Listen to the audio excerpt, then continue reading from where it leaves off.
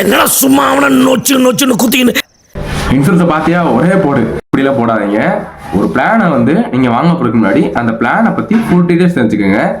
எப்படின்னா, ஃபஸ்ட்டு அந்த பிளானில் உங்கள் ஏஜுக்கு ஏற்ற மாதிரி அந்த பிளான் இருக்கான்னு பாருங்கள். ரெண்டாவது விஷயம், ஒரு பிளான் வாங்க போகிறீங்கன்னா அந்த பிளானை பற்றின சில விஷயங்கள், அதாவது சம் விஷயத்தை எவ்வளோ போடுறோம், ப்ரீமியம் எவ்வளோ கெட்ட போகிறீங்க, எவ்வளோ வருது, இவ்வளோ போட்டால் இவ்வளோ வருதா, அதாவது எக்ஸாம்பிளுக்கு ஒரு 10 லேக் போறீங்கன்னா அந்த பிளான்ல ஒரு 20 லேக்காவது வரணும். அப்படி வரலைன்னா நமக்கு அது வேஸ்ட்டு.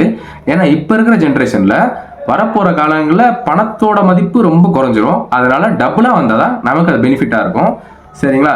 இப்போ ஒரு பிளானை வந்து நான் வந்து ஒருத்தர் டிஸ்கஸ் பண்ண போனேன். அவர் என்ன சொன்னார்னா, தம்பி நீங்கள் பென்ஷன் பிளானை பற்றி இவ்வளோ தூரம் சொல்கிறீங்க, பட் நான் ஆல்ரெடி ஒரு பிளான் போட்டிருந்தேன். பட் அது என்ன பிளான் கூட எனக்கு ஞாபகம் இல்லை. அதே மாதிரி அதில் எவ்வளோ கட்டணுங்கிறது எனக்கு தெரியாது, எவ்வளோ வரப்போகுதுங்கிறது ஞாபகம் இல்லை. அதே மாதிரி நான் இவ்வளோ தான் கட்டிக்கிட்டு இருக்கேனாங்கிறது எனக்கு ஞாபகம் இல்லை, எப்போ வருங்கிறது எனக்கு தெரியல அப்படின்னு சொன்னார். எனக்கு கேட்கையும் ஷாக்கிங்காக இருந்துச்சு. ஏன்னா ஒரு இன்சூரன்ஸுங்கிறது நம்ம ஒரு நம்பிக்கையை வச்சு ஒரு அமௌண்ட் போகிறோம். அந்த அமௌண்ட்டுக்கு ஏற்ற மாதிரி ரிட்டர்ன்ஸ் வந்தால் தான் நம்மளால் பிழைக்க முடியும். வரலன்னா நமக்கு கண்டிப்பாக அது லாஸ் தான். லாஸ் இல்லைனாலும் அது உங்களுக்கு ஒரு பெனிஃபிட் இல்லாங்கும் போது உங்களுக்கு ஒரு ட்ரஸ்ட் வராது. ஸோ ஒரு அட்வைஸராக இருந்து சொல்கிறேன், தயவு செஞ்சு ஒருத்தங்கிட்ட நீங்கள் வந்து பாலிசியோ ஏதாவது விற்க போகும்போது அவங்களுக்கு ஃபுல் டீட்டெயில்ஸ் பற்றி சொல்லுங்கள். அப்படின்னா தான் அவங்களுக்கு புரியும்.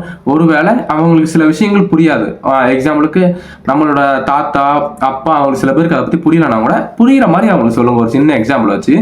அப்படின்னா தான் அவங்களால கரெக்டாக பிளானை சூஸ் பண்ண முடியும். லாஸ்ட்டாக நீங்கள் எந்த கம்பெனிஸில் போகிறீங்கிறத பார்த்துக்கோங்க. இப்போ நான் ஒரு 3 கம்பெனி சொல்கிறேன். அங்கே மோஸ்ட் ட்ரஸ்டபுளாக நல்ல ரிட்டர்ன்ஸோட தராங்க.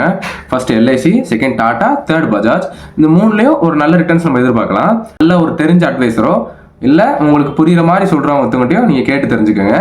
உங்களுக்கு நான் சொன்ன ஸ்டெப்ஸில் எதுவும் டவுட் இருந்துச்சுன்னா நீங்கள் கமெண்ட் பண்ணுங்கள். நான் கண்டிப்பாக அந்த கமெண்ட்ஸில் செக் பண்ணி கிளாரிஃபை பண்ணுறேன். ஸோ கண்டிப்பாக இன்சூரன்ஸ் போடுங்க, போட வேண்டாம்னு சொல்லலை, பட் எல்லாத்தையும் தரவாக செக் பண்ணி போடுங்க.